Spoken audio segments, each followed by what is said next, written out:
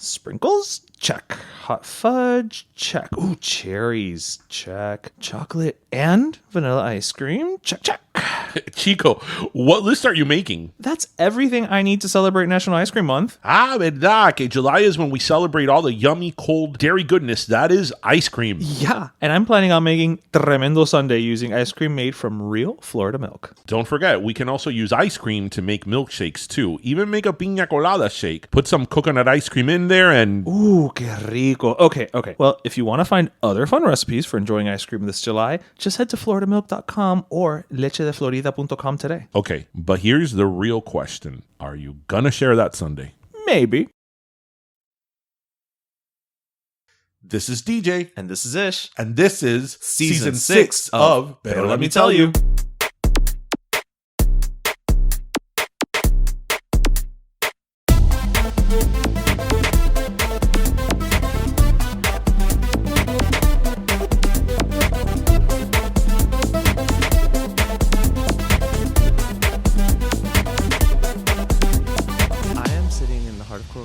At Books and Books with a woman who, despite her young age, has been married multiple times, had a teenage baby, saw her dead husband brought back from the dead via some type of cloning heart transplant thing with someone who's literally referred to as a mad scientist, and also had an encounter with, Satan himself. All in a day's work for our guest today, Camila Banus from Days of Our Lives. You miskidnapped quite a few times as well. Damn it, that's such a staple. How could I forget that one? Thank you so much for joining us. Of course, thank you for having me. This is really an honor to be here in Miami, which is where my grandma is the best. So. Yes. So that's the only family you have left here is your abuela? My grandparents, my aunt, and my two cousins. So. Oh, okay. Because I was going to say, I know you're in Tampa right now. Tampa right now, and I'm actually close to my husband's family over there. The bulk of them are over there. So. Okay, all right, cool. And of course, that's Marlon Aquino. Yes. So I have so many things I want to talk to you about, like from the fact that you're a Miami girl to the fact that, yes, you're on daytime, but that should honestly be considered genre. Like, it could easily run on sci-fi sometimes, I think, and I say that as a sci-fi nerd. Love it. But you know what? Let's start at the beginning, right? We're in Miami. Let's start in Miami. Yeah. So one of the things that we always are kind of amazed about, especially when we're talking with Latino parents or specifically Cuban American, what was your parents' reaction when you told them you were going to be an actress? Because you started young. And we always say on this show that, like, artista, actriz, no, tú vas a estudiar business administration o algo, tú sabes que tiene artista va a ser como un hobby, eso va a ser algo hacia el lado. Así más o menos, tú sabes, you can do community theater. Like, dile que sí ahora mismo que ella no va a hacer eso. Right, eso no va a dar nada. Like, right, was that the reaction when you did it?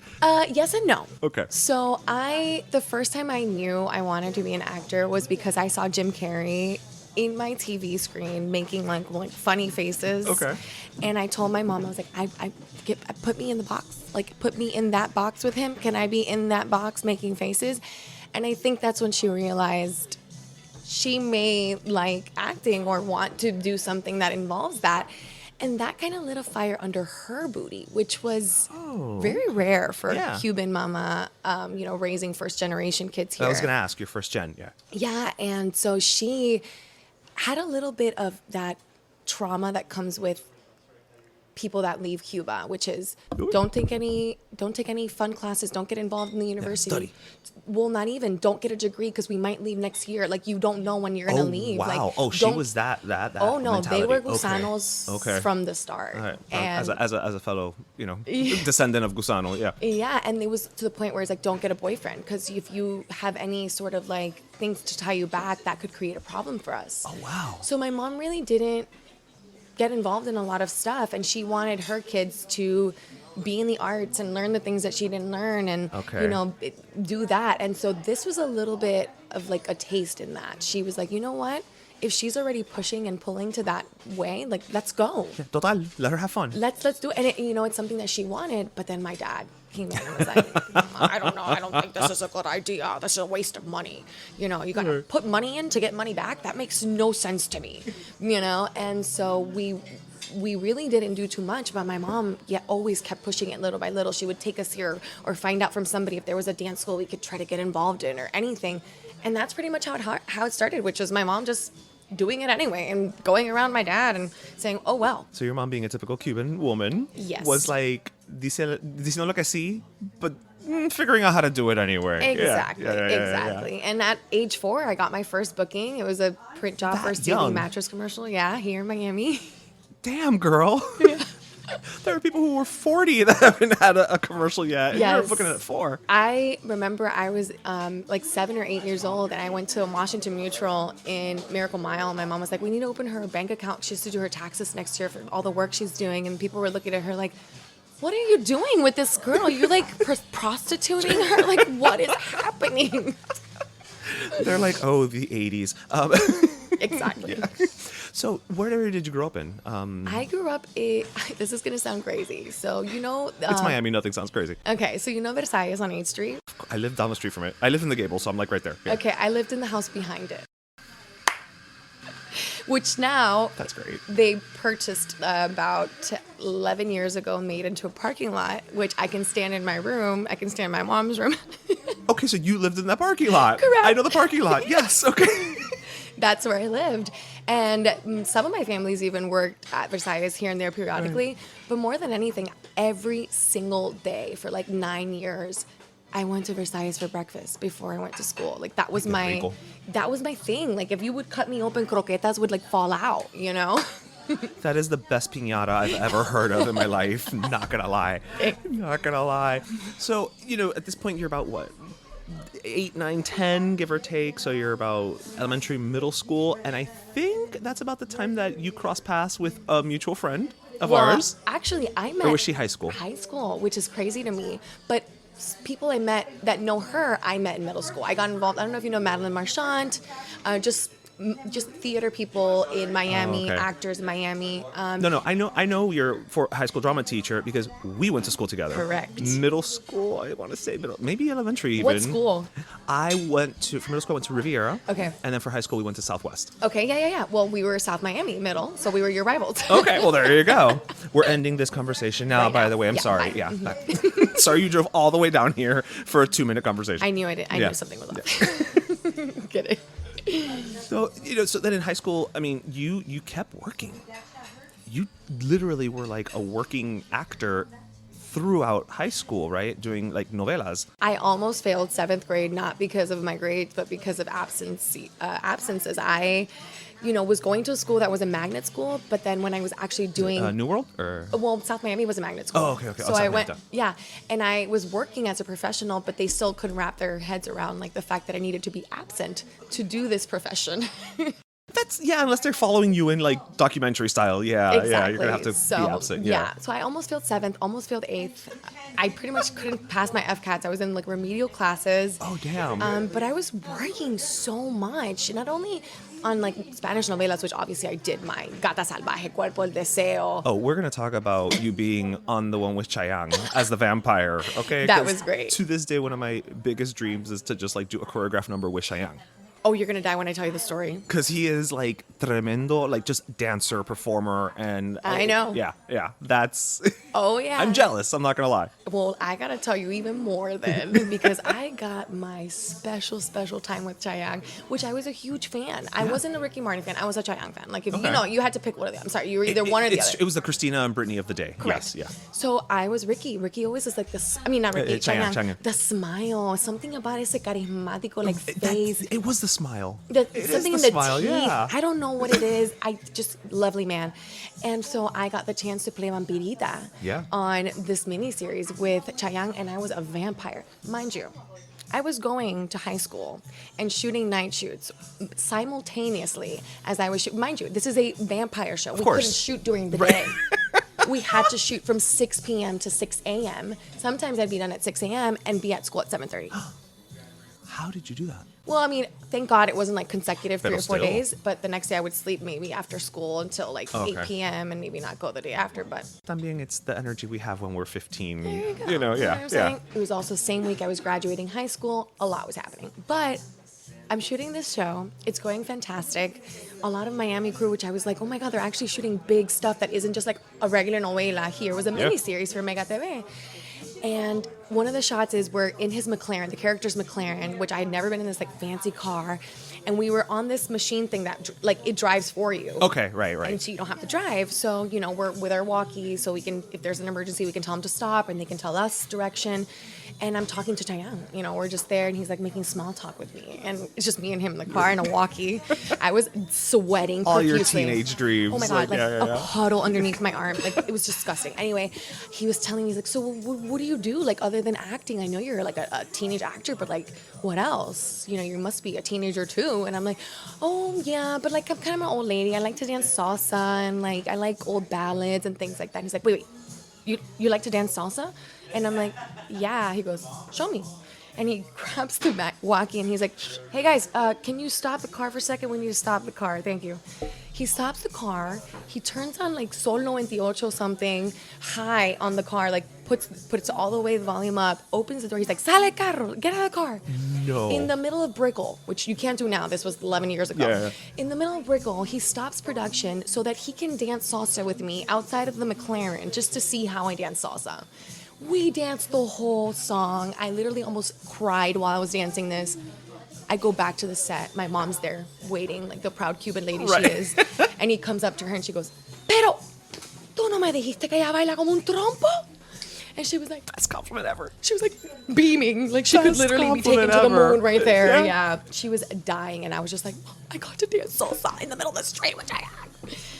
Yeah, that was amazing. That is a great story. Like honestly, like you got to have your Vanessa Williams dance with me moment in the middle of Brickell. Oh my God. And then my character got to kiss him. He had to like, you know, push me away. And I was like, yeah, push me away. Yeah, because I'm going to try to kiss you. Go. Because you were playing obviously older than she looks. She's a vampire, right? Yeah. And that she's, whole- you know, she got bit at 15, but she's older She's than hundreds of you know, years old, yeah, Exactly. yeah. So she's this, you know, she's- saucy girl. She's experienced. She's been around the coffin. Correct. Right. Love that. So, you know, how do you, because, you know, moving a little bit forward now to Days of Our Lives, I mean, you recently did announce that you're going to, your time with Days is coming to an end, but you were there for 13 years. Oh, yeah.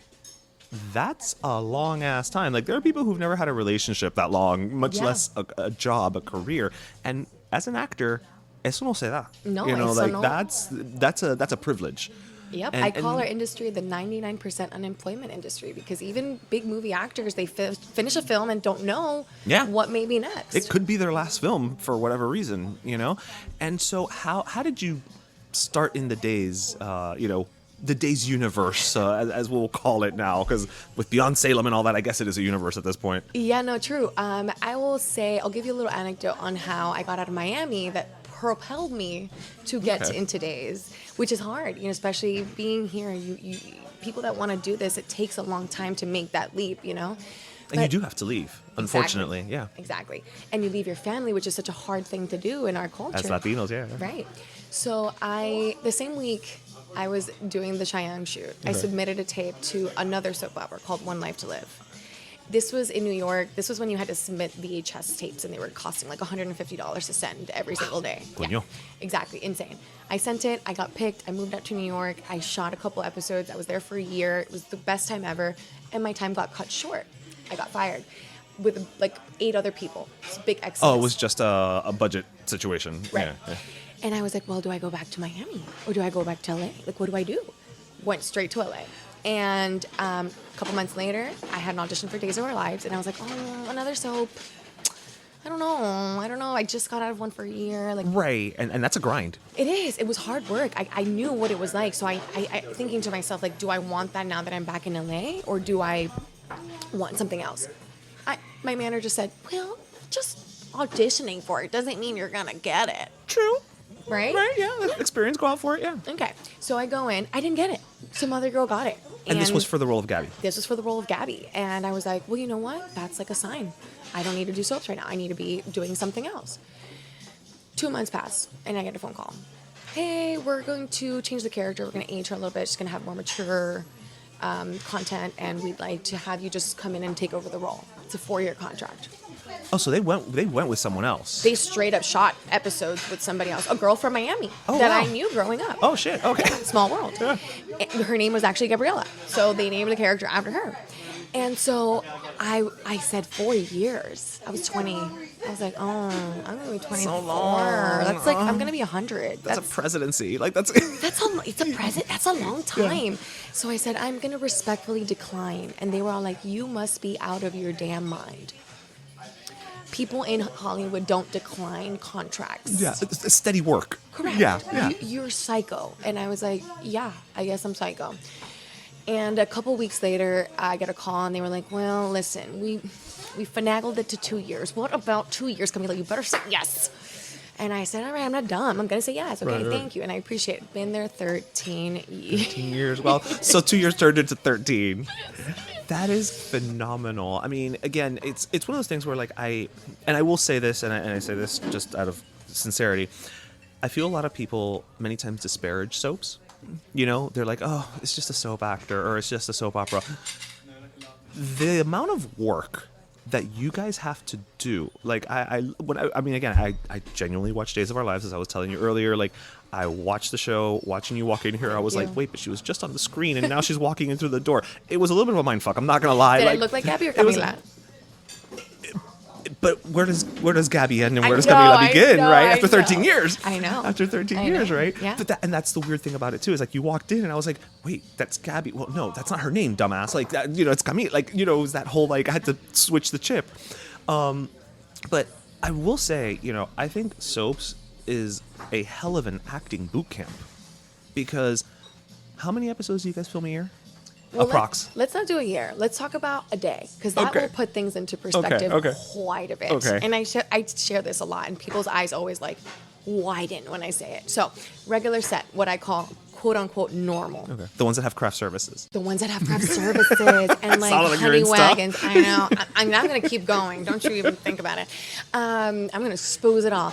Anyway, on a normal set, you would do, even if it's not like a multi-million-dollar film, those take even longer. But let's just say a medium, something in the middle ground, you know. You'd shoot between 3, 5, 7. I would say 7 or 8 would be the most scenes you would shoot in one day. And that's if you're really just cranking them out at a good pace. This is a director, and that's like really pushing the budget and like really moving. Okay. The slowest I've seen is like an eighth of a page for an entire 12 hours. An eighth of a page, okay? So we, Days of Our Lives people, shoot. Remember, I just said 5, 7 could be the maximum scenes a day. We shoot between 60 to 70 scenes a day. I want you to say that again, just to make sure nobody misunderstands. 60 through 70 scenes a day. So 60 to 70 scenes a day.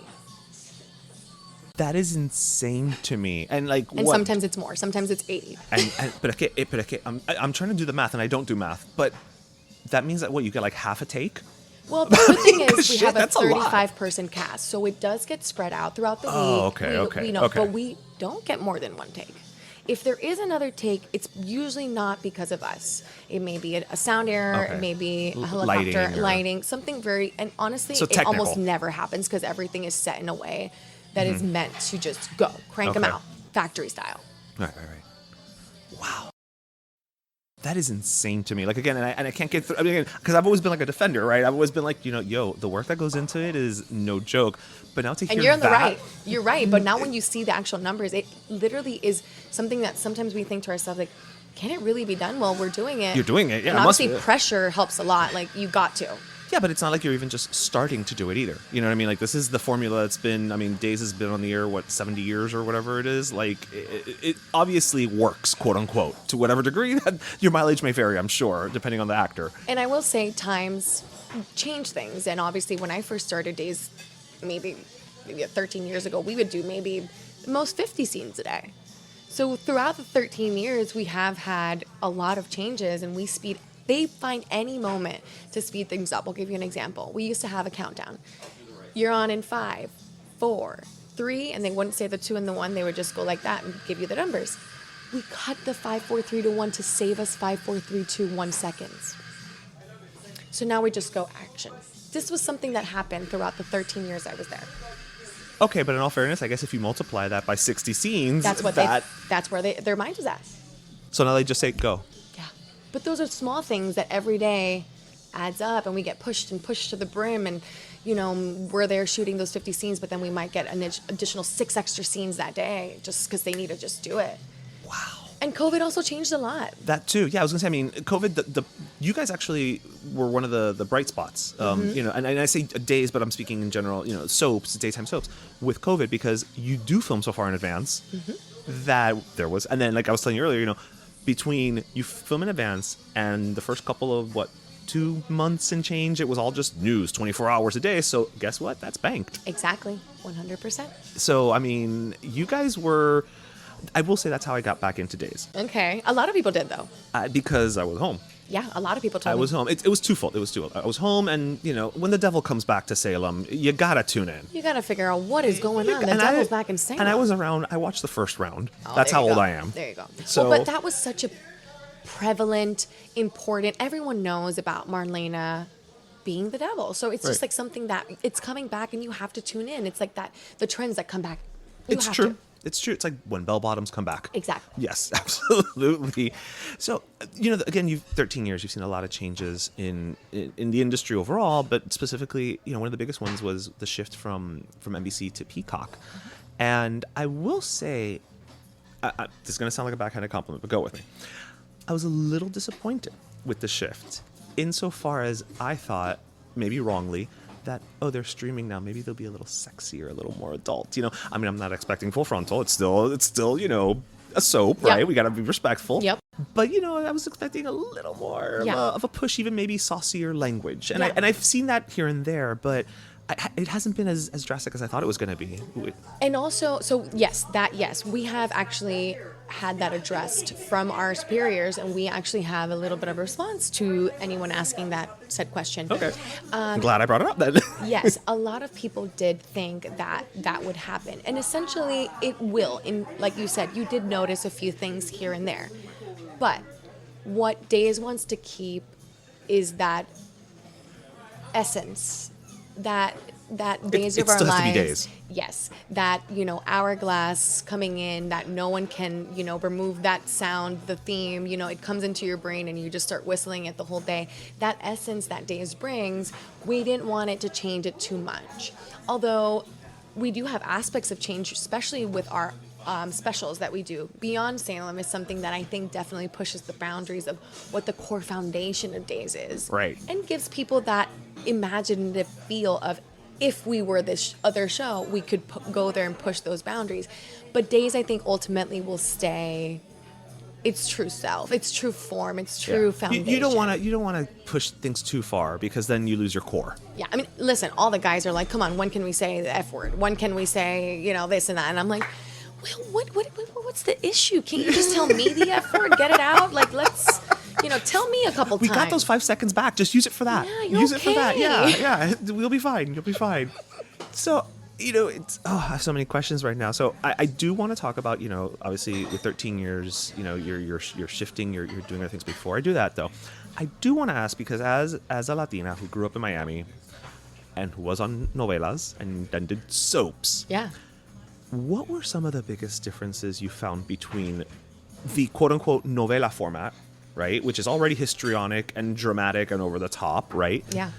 And the soap opera, the American soap format, which is over the top and histrionic, but in a different way, for me as a viewer. Absolutely. So, cool fact about me, I was such in a Cuban sheltered bubble that I did not even know English soap operas existed. I straight up, until I got One Life to Live in New York, I did not know. Really? You had that never heard of All My Children or General Hospital or Days or Never. I never heard those words. Like you knew Marimad. Yeah. You knew Maria del Barrio. Exactly. You knew, of course. Maria Elena. Yeah. That was even Brazilian soap operas like Yes. Chica and things that we would get exposed to here.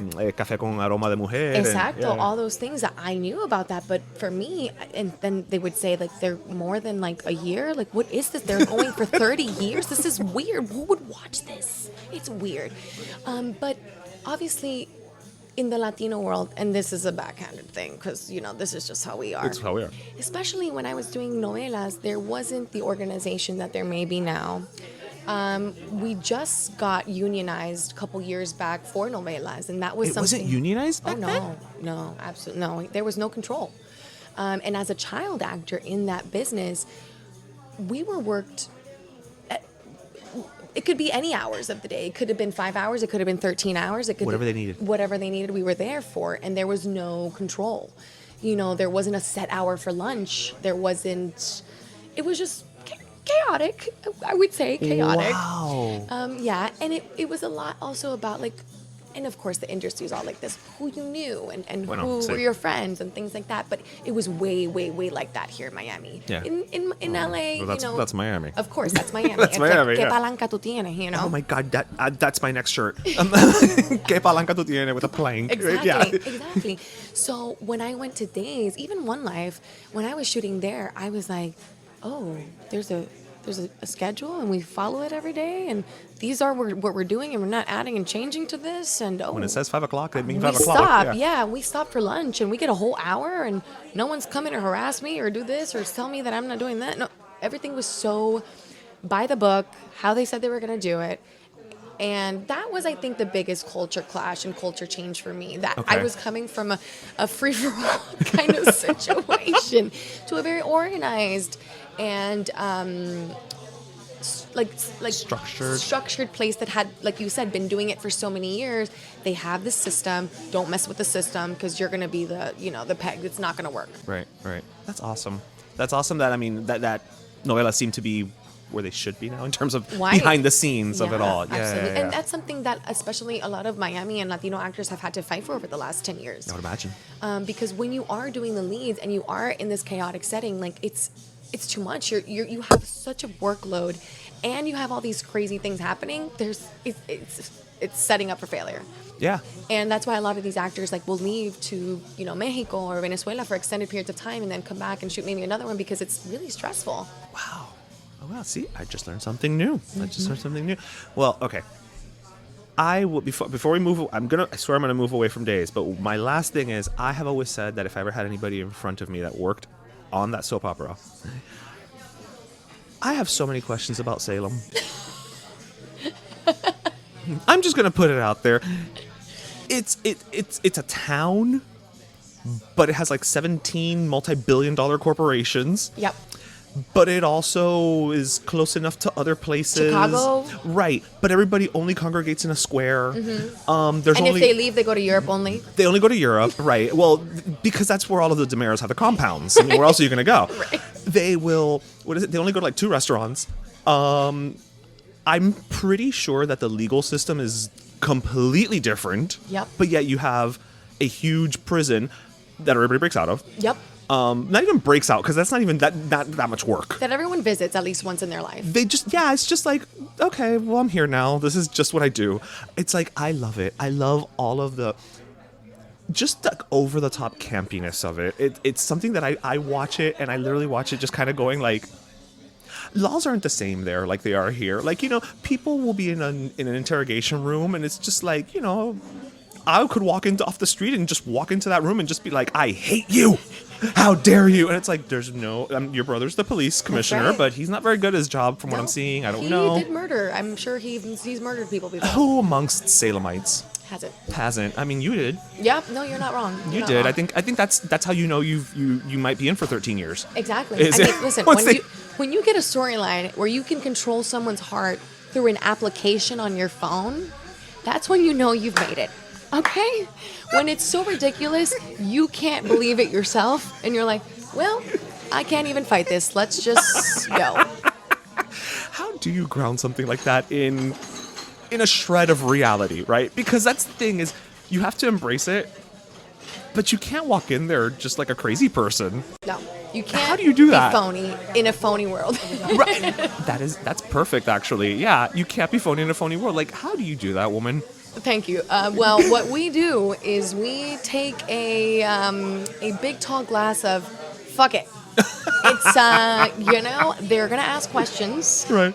There's going to be continuity errors. We are going to have people that are not going to be able to suspend, reality and just follow us along on this imaginary track Right. on Rainbow Road.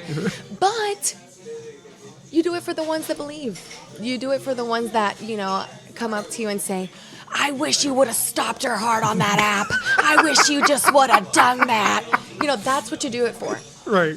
Yeah, and honestly, at this point, when I think about Gabby and when I hear that there's going to be a new storyline introduced, I think, well, what could she do? She's done so much. Like, what?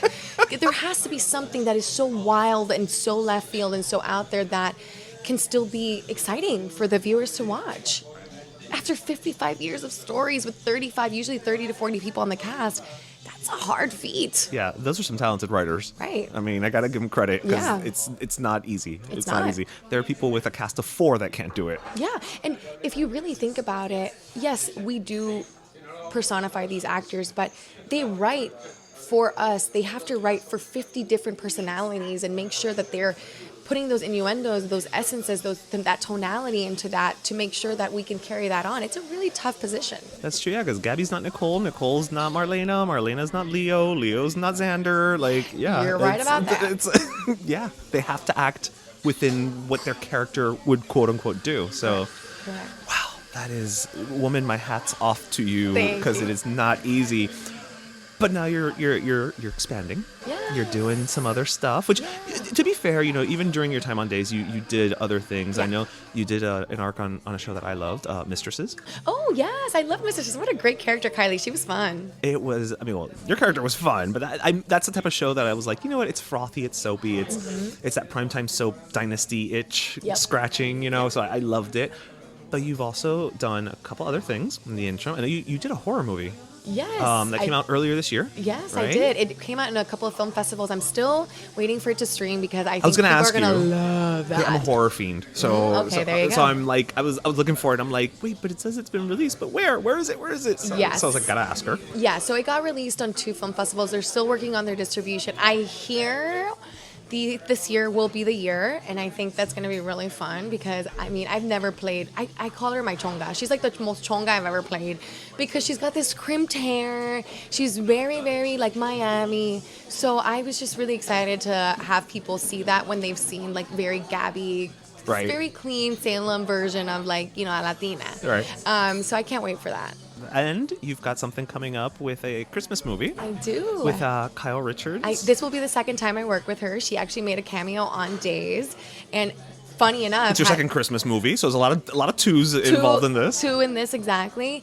And she, I don't know exactly what she. Oh yeah, I know she's playing a really fun character on the Christmas movie, but my character is really fun on there. It's something that I really haven't done. I think a lot of people are gonna like to see me in that light, and another project also coming in the works I can't talk about yet. So I love it. I love the fact that you took that chance and that gamble. I mean, like you said, it's the only industry where 99% unemployment rate, and you were like, I'm gonna take a chance and I'm gonna believe in myself. And damn it, if it's not, dando resultado. yeah, you know? exactly. And you know what? I think also for me, it's been such a.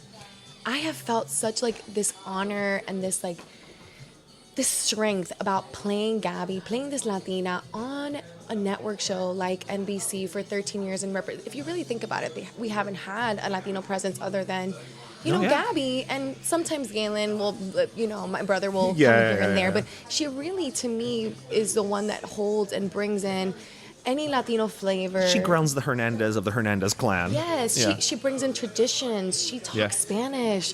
She's the one that is encouraging this family. That's kind of how I knew you were from Miami, by the way. The first time that you They busted heard out me? with a little Spanish on there, and I was like, espérate. I'm like, that sounds like everyone I grew up with. Hold on. So, yes, I want to thank you for that representation. Yes, thank you, of course. And that's what I do it for. That's something that, for me, like coming into Days and knowing that this was like the first time they were representing, having a family that wasn't the Damaras, that wasn't the Hortons, that Right. wasn't the Kiriakis. It's like, what? You're bringing in another family? This is a big deal. And for me and Galen to be on because he's been on 15, but for us to be on for longer than a decade felt like we really solidified these Latinos are not going anywhere. Yeah, the You know what I Hernandezes are in in Salem. 100%. Yeah. And we're not going anywhere. Right. We're not going back anywhere. No. Where are you going to go? See, Guadalajara está libre. Where are you going to go? Exactly. What are you gonna leave Salem, please. Even with its flawed legal system, it's still No, better no. than socialism. That's right. 100%. So I wanted to bring up one last thing because I know you're busy. I don't want to take up too much more of your time, but I'm loving chatting with you. Now, it's something we've talked about on the show a couple times. And look, at the end of the day, I'm no one to tell other people how to label themselves, how to call themselves. As I always say, I'm like, if you want me to call you Salt Shaker, I'll call you Salt Shaker. Whatever floats your boat. Whatever floats your boat, that's you, that's a respect, that's the least I can afford you, right? But you have been on Instagram specifically, and even a little wink on a recent episode of Days, kind of a vocal, I don't want to say opponent, because opponent sounds so strong. I don't think, but you've been very vocal about your dislike, I think that's a little softer, of the term Latinx. And I have to say, on our show, again, you want to be Latinx, be Latinx. Yeah. But our whole thing is that it's like, look, number one, there's already a non-gender specific. It's Latin. It exists. It's there for the taking. Enjoy. But also my big issue with it is when other people come up to me and say, oh, no, you are this. You are Latinx. I'm like, well, no. First of all, I actually identify as Hispanic, which is a dirty word to some. But sure. If we're going to go that route, Yeah. let's use Latino, right? And so where did that, or do you think that's a very Miami type thing? Because we've always said Miami, like when people come here, let's say, during campaign seasons, everybody comes in and it's like, we're going to reach out to the Latinx in Miami. I'm like, bueno, ya fallaste. Yep. Ya e pie izquierdo. Because that's Which group is that? Because they're not here. It's just not something that is used in Miami. So I'm wondering if being from Miami, that maybe colors your feelings on that a little bit. Yeah. Yes. 100% being from Miami colors that a lot. But my experiences living in Southern California for the last 15 years also has quite a big role in that. I don't know if you've had Southern California Mexican Americans on your show. I mean, maybe. We've had a big cross-section of everybody, and I honestly am pulling a blank right now as to everybody who's been on. No, but no worries. But in case you have, think back, porque this is something that is very important in their community, where because of the time and everything that went down with their community in Los Angeles, they were very looked down upon when it came to Spanish or talking and your culture and all of that. You assimilate, yeah. 100%. All these kids have this trauma. It's really a trauma that sometimes when I even speak Spanish in Los Angeles to people, they'll ask me, what are you speaking? And they know this language, or they'll say, where are you from? That they're so not accustomed to the way that Cubans have encouraged both cultures, right. Making sure that we were Americans, but we don't forget our culture. It doesn't matter if we're bullied. It doesn't matter if we're pushed. It doesn't matter if they don't want us to be in these jobs. Well, you're going to take it because this is what we got and this is what it is. And granted, it's a little easier to grow up that way when you're the majority. Correct. And you're kind of like the ones who set the standard. It is true, but they were a big group. A big group that allowed a lot of things to kind of just pass. And we're scared. They were being bullied into submission. Yeah, different times, yeah. Different times. So I think a lot of that comes with me having like this strong opinion about the way that I grew up and thinking like, no, if I could do both, if I could be so American, if I could be so Latina, what is the problem? Like you said, if it floats your boat, then that's you. And that's what I am with you. You don't want to be Latina or Latino, you want to be Latinx, you're Latinx. But don't tell me that I'm Latinx, because I'm not. I'm Latina. Hasta la muerte. Right. Yeah. Yeah. That's what it comes. I mean, that's the thing is, and it's so funny you say that because I honestly feel like it comes a lot of times from like guilty white people who want to be all like woke and I hate using the word woke as a pejorative because I don't believe in that way. But it tends to come down of that route of like, well, but no, aren't you blah, blah. And it's like, number one, you shouldn't tell me what I am or I'm not. Yeah, 100%. That's number one. But it's funny, you mentioned that about the Spanish. I remember I've told the story thing on the show a couple of times. Years back, I think it was maybe my first trip to LA. It was by myself. I was at a restaurant. I was sitting there and one of the bussers came afterwards, and just look, as a Latino, you can sometimes just tell when somebody's Latino, right?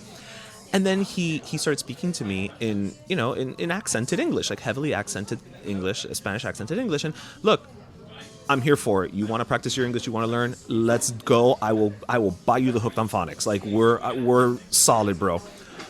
But my instinct, because I'm from Miami, when I hear that someone's making that effort, I can speak back to them in Spanish to help them out, right? Like, Let's facilitate the situation. Right, you go to Publix and it's instinct, right? Yeah, 100%. Oye, no había forma de que as much as I was like, no, deja eso ahí, no te preocupes, he would just keep responding to me in English. And it's funny you use the word trauma because that's kind of where my head went a little bit. I was like, wow, they're so like, it's been so browbeaten that no, you have to assimilate. You have to. On the one hand, that's great because you want to, yes, you should broaden and learn, the language and etc. But at the same time, it's like un poco de miedo almost to like just let that guard down. Yeah. Right? I mean, that's how I felt. I don't know how he felt, but that's how I interpreted that situation. And it never, it stuck with me all these years later that it's like, man, growing up in Miami, it's just not a thing. It's not a thing. No, not at all. And I have a lot of friends that are not only Mexican but Salvadorian, Guatemalan. Yeah, a lot of Central Americans in South LA. In South LA that have experienced the same kind of prejudice their whole life, and they tell me, Camila, even for you in that situation that you experience, you see him as like, wait, I'm one of you. I'm in your club. Yeah. I'm like, let's talk. We're in the same club. Yeah. But he sees it as, if I talk Spanish, I'm going to be out of the whole club, which is the everyone in LA club. And they're going to look at me different. And they don't want to. They want to be on the same place as everybody else.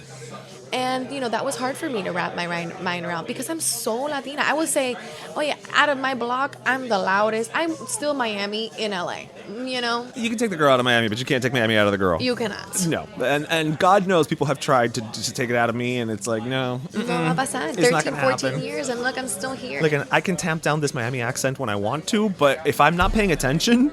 We know how to gringofy. Code switch like that. Okay. Bueno, Camila, again, I cannot stress enough. Thank you so much. I know, like, honestly, when I first booked this, I've been trying to get you on the show for a minute. Yes. And I was like, well, I know you don't live in Miami right now. You're in Tampa. So I was like, well, we'll do it virtual or what have you. And, and your people were like, oh, no, she'll be in town. It's going to be, and I'm like, that's so sweet of you, like to be in town for a chat, and you don't know how much I appreciate it. Let me tell you, any excuse to not only see my grandparents, but to get some croquetas in my body. Bueno, I'm gonna recommend you a couple places. Dímelo. I'm gonna recommend you a couple places. Okay, like, I mean, have you been to Dos Croquetas? Dos croquetas. What is this? I need to write all of this down. I'm gonna give you a whole cheat sheet, sheet afterwards. Oh yeah, thank you so much. Really, it's been for me an honor because I've been working so long in LA. I feel sometimes disconnected from the Miami that I grew up in and knew. And, I come here sometimes and I think, I really don't even, it's so different.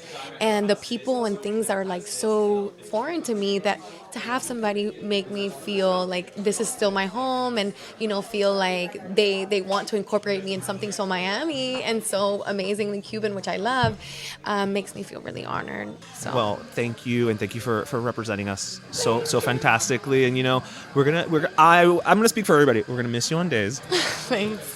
But now we just have to keep an eye out for you on all the other things that are coming down the pike. Yeah, I'm excited for that. Yeah. Awesome. Thank you so much. Thank you so much. Pero Let Me Tell You is co-hosted by Darian Borges and Ismaeliano, produced by Ismaeliano, and our theme, Pero Let Me Tell You Freestyle, is composed by Michael Angelo Lomlaplex, the official gay guy. And don't forget to subscribe and leave us a review on iTunes.